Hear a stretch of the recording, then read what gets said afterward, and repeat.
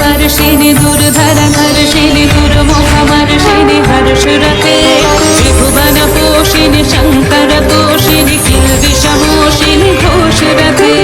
दनुजनि रोषिणि दितिसुत रोषिणि दुर्मध शोषिणि सिन्धुसुते